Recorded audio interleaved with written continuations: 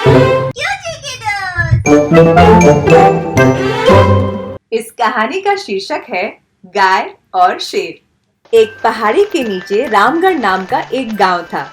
गांव के सारे जानवर हरी घास खाने के लिए सुबह उसी पहाड़ी के ऊपर बसे जंगल में जाते थे और शाम होते होते घर वापस आ जाते थे। हर दिन की तरह लक्ष्मी नाम की एक गाय अन्य गायों के साथ उसी पहाड़ी के जंगल में घास खाने के लिए गई थी। वह हरी घास खाने में इतनी ज्यादा प्रसन्न थी कि वह कब एक शेर की गुफा के पास पहुंच गई उसे पता भी नहीं चला। शेर अपनी गुफा में सो रहा था और वो पिछले 2 दिनों से भूखा भी था। जैसे ही लक्ष्मी शेर की गुफा के पास पहुंची, गाय की खुशबू से शेर की नींद खुल गई।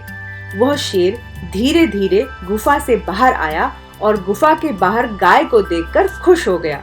शेर ने मन ही मन सोचा कि आज उसकी 2 दिन की भूख मिट जाएगी। वह इस तंदुरुस्त गाय का ताजा मांस खाएगा और यह सोचकर उसने एक तेज दहाड़ लगाई। लक्ष्मी शेर की दहाड़ सुनकर डर जाती है। जब वो अपने आसपास देखती है तो वहां दूर दूर तक उसको कोई भी दूसरी गाय नहीं दिखती। जब वो हिम्मत करके पीछे मुड़ी तो उसे सामने शेर खड़ा दिखाई दिया। उस शेर ने लक्ष्मी को देखकर फिर से दहाड़ लगाई और लक्ष्मी से कहा, मुझे 2 दिन से कोई शिकार नहीं मिल रहा था। मैं भूखा था, शायद इसलिए भगवान ने मेरा पेट भरने के लिए तुझे मेरे पास यहाँ भेजा है। आज मैं तुझे खाकर अपनी भूख मिटा लूंगा। शेर की बात सुनकर लक्ष्मी डर जाती है। वह रोते हुए शेर से कहती है, मुझे जाने दो, मुझे मत खाओ। मेरा एक छोटा सा बच्चा है जो अभी सिर्फ मेरा ही दूध पीता है और उसे घास खाना अब तक नहीं आया है। लक्ष्मी की बात सुनकर शेर हंसते हुए कहता है, तो क्या मैं अपने हाथ में आए शिकार को ऐसे ही जाने दूं? मैं तो आज तुझे खाकर अपनी 2 दिन की भूख मिटाऊंगा।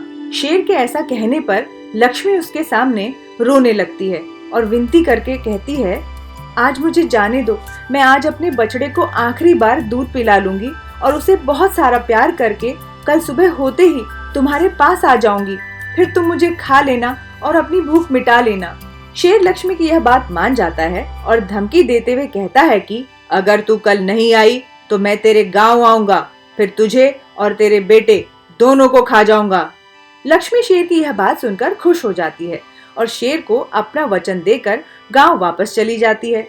वहां से वह सीधे अपने बछड़े के पास जाती है, उसे दूध पिलाती है और बहुत सारा प्यार करती है। फिर बछड़े को शेर के साथ हुई सारी घटना बताती है और कहती है कि उसे अब अपना ख्याल खुद ही रखना होगा। वह कल सुबह होते ही अपना वचन पूरा करने के लिए शेर के पास चली जाएगी। अपनी माँ की बातें सुनकर बछड़ा रोने लगता है। दूसरे दिन सुबह होते ही लक्ष्मी जंगल की तरफ निकल जाती है और शेर की गुफा के सामने पहुंचकर शेर से कहती है, मैं अपने वचन के अनुसार तुम्हारे पास आ गई हूँ, अब तुम मुझे खा सकते हो। गाय की आवाज सुनकर शेर अपनी गुफा से बाहर निकलकर आता है और भगवान के अवतार के रूप में प्रकट हो जाता है। भगवान लक्ष्मी से कहते हैं, मैं तो बस तुम्हारी परीक्षा ले रहा था। तुम अपने वचन की पक्की हो, मैं इससे बहुत प्रसन्न हुआ। तुम अब अपने घर और बछड़े के पास वापस जा सकती हो। इसके बाद वो उस गाय को गौ माता होने का वरदान भी देते हैं और उसी दिन के बाद से सभी गायों को गौ माता कहना शुरू कर देते हैं। कहानी से क्या सीख मिलती है? हमें अपने दिए हुए वचन को पूरा करना ही चाहिए। यही हमारे दृढ़ व्यक्तित्व को दर्शाता है। क्यों चीखे दोस्त?